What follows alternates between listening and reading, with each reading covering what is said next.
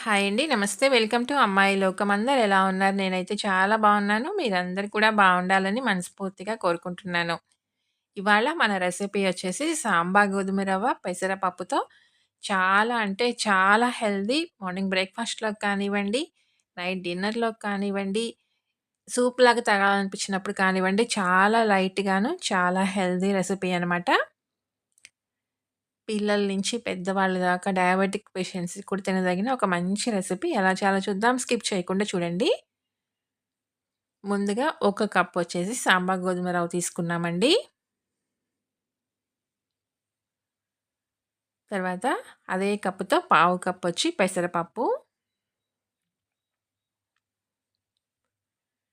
ఈ రెండింటిని లో ఫ్లేమ్‌లో పెట్టుకొని 2-3 నిమిషాల పాటు వేయించుకుందాము.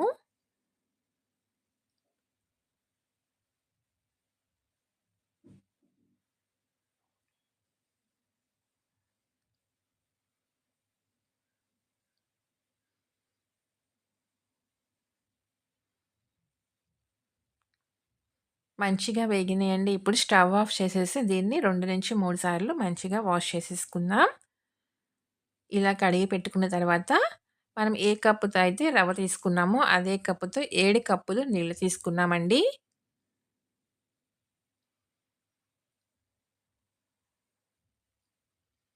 నీళ్ళు ఎక్కువ కావండి. కరెక్ట్‌గా ఉంటుందనమాట.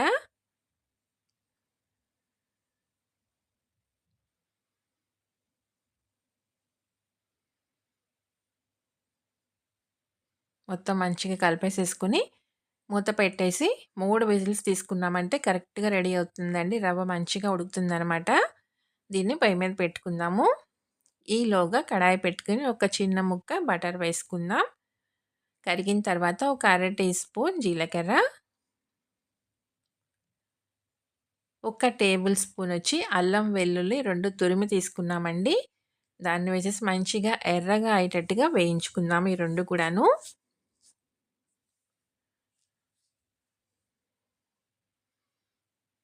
కొంచెం ఇంగువ,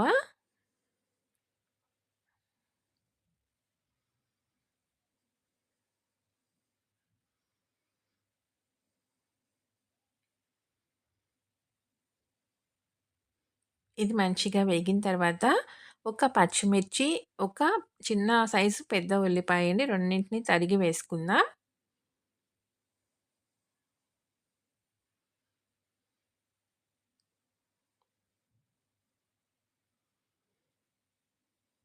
ఇది కొంచెం మనకి మగ్గిన తర్వాత ఒక పావు కప్ వచ్చి సన్నగా తరిగిన క్యాబేజ్,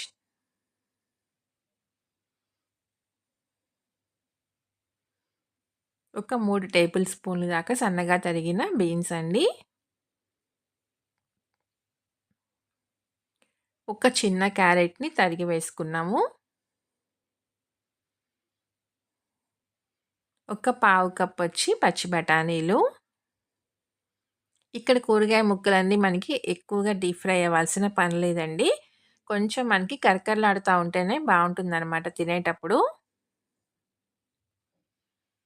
పచ్చి వాసన పోయేటట్టుగా కొంచెం మనకి హాఫ్ బాయిల్ అయితేనే సరిపోతుంది. ఇవి మనకి కొంతవరకు మగ్గిన తర్వాత ఒక పావు కప్పు దాకా సన్నగా తరిగిన పాలకు తీసుకున్నామండి. పాలకూర దాన్ని కూడా వేసి వేయించుకుందాము. చూసారు కదా! ఇవన్నీ మనకి కొంతవరకు మగ్గినియండి. ఇప్పుడొచ్చి దీంట్లో ఒక చిన్న సైజ్ టొమాటోని గింజలు తీసేసుకొని చిన్న ముక్కలుగా కట్ చేసుకొని వేసుకున్నామనమాట. ఇవన్నీ వేగినియండి. ఇప్పుడు స్టవ్ వచ్చేసి సిమ్‌లో పెట్టుకుందాము. ఈలోగా మనకి రవ్వ అనేది ఉడికిపోయి ఉంటుందనమాట. స్టీమ్ రిలీజ్ అయిన తర్వాత చూద్దామండి. ప్రెషర్ వచ్చేసి మనకి రిలీజ్ అయిపోయింది. చూసారు కదా! ఎంత చక్కగా ఉడికిపోయిందనమాట. పప్పు, రవ్వ 2 కూడాను. ఒకసారి గరిటె పెట్టి మొత్తం మంచిగా కలిపేసుకుందామండి. చూసారు కదా! నీళ్ళనేది మనం తీసుకున్న క్వాంటిటీ కరెక్ట్‌గా ఉందనమాట. ఇప్పుడు దీన్ని పక్కన పెట్టుకుందాం. కూరగాయ ముక్కల్లో రుచికి తగినంత ఉప్పు, మొత్తం మంచిగా కలిపేసుకుందామండి.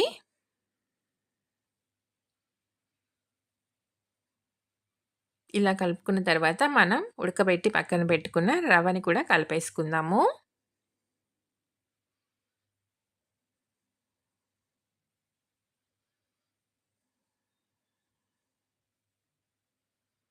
మొత్తం మంచిగా కలుపుకుందామండి.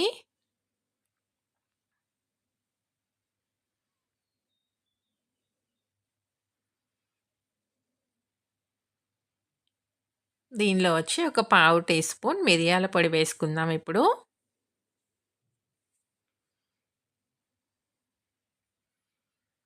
సన్నగా తరిగిన కొత్తిమీర కొంచెం వేసి మొత్తం మంచిగా కలిపేసుకుందాము. ఇది కన్సిస్టెన్సీ మనకి గట్టిగా ఉందండి. ఇలా కావాలంటే ఇలానే కూడా తినేసేయొచ్చనమాట. తినటానికి కూడా బావుంటుంది. ఇలానే తినేయొచ్చు. కన్సిస్టెన్సీ గట్టిగా ఉన్నా కూడా పర్వాలేదు అనుకుంటే ఇలానే తినేయొచ్చండి.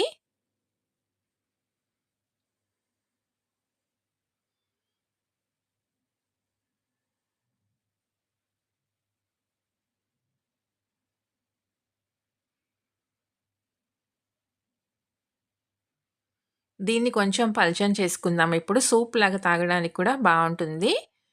ఒక 2 కప్పులొచ్చేసి నేనిక్కడ వేడి నీళ్ళు తీసుకున్నానండి. ఇది ఆల్రెడీ ఉడికింది కాబట్టి మనకి ఇప్పుడు వేడి నీళ్ళు యాడ్ చేసుకుంటే దీని టేస్ట్ అనేది మారకుండా ఉంటుంది. 2 కప్పులు తీసుకున్నాను. కరెక్ట్‌గా ఉంటుందండి. లేదంటే మీకు తగినట్టుగా దాన్ని అడ్జస్ట్ చేసుకోండి నీళ్ళు. చూసారు కదా! పలచపడిందనమాట.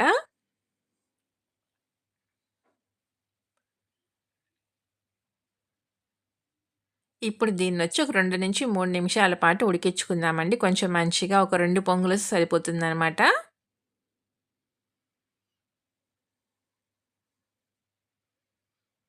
చూసారు కదా! మనకి పలచపడిందండి. తాగడానికి కూడా బావుంటుందనమాట. స్పూన్ పెట్టి చక్కగా సూప్‌లాగా కూడా తాగొచ్చు. చాలా అంటే చాలా టేస్టీగా ఉంటుందండి. ఒక మంచి హెల్తీ రెసిపీ. పొద్దున్నే బ్రేక్‌ఫాస్ట్‌లోకి ఇలా ఒకసారి తాగి చూడండి. చాలా ఎనర్జిటిక్‌గాను ఉంటుంది రోజంతా కూడాను. ఇడ్లీ, దోస అనేది ఇంక మర్చిపోతారనమాట. స్టవ్ అయితే ఇంకా ఆఫ్ చేసేసుకుందామండి. రెడీ అయిపోయింది. వేడి వేడిగా బౌల్‌లోకి మార్చుకొని తాగటమేనండి. చాలా అంటే చాలా టేస్టీగా ఉంటుంది. తప్పకుండా ట్రై చేసి చూడండి. మీకెలా వచ్చిందో కూడా నాకు తప్పనిసరిగా కామెంట్ చేయండి. అలానే వీడియో నచ్చినట్లయితే తప్పకుండా సబ్స్క్రైబ్ చేసుకొని ఒక లైక్ ఇచ్చేయండి. మీ ఫ్రెండ్స్‌కి, ఫ్యామిలీ మెంబర్స్‌కి షేర్ చేయండి.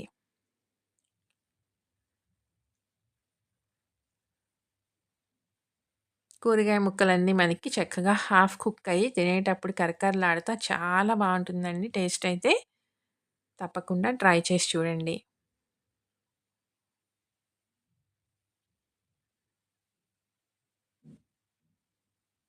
ఈరోజు రెసిపీ అయితే ఇంతేనండి. రేపు ఇంకో కొత్త రెసిపీతో మీ ముందుకొచ్చేస్తాను. Thank you for watching.